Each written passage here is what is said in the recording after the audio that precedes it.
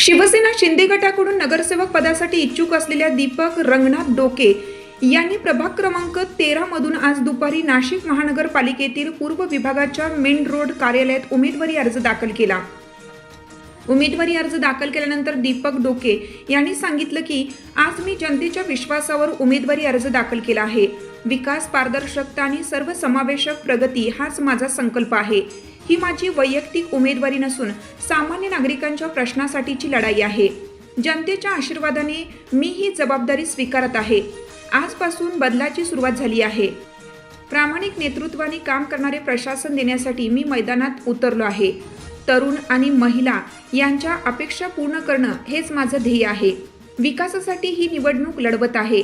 जनतेच्या पाठिंब्यावर आणि सत्याच्या बळावर मी उमेदवारी अर्ज दाखल केला आहे। विजय निश्चित आहे। आज प्रभाग 13 मधनं शिवसेनेतर्फे उमेदवारी अर्ज भरला आहे आणि जे काही वातावरण आहे प्रभागाचं अतिशय अनुकूल आहे आणि प्रभागामध्ये 40च्या 40 सीट हे शिवसेनेची लागतील। मोठे दिग्गज नेते, खानदानी त्यांचे पारंपरिक नेते, त्यांचं आव्हान एकूण एकाला आहे। आज मी गंजमासारख्या झोपडपट्टीमध्ये राहतो।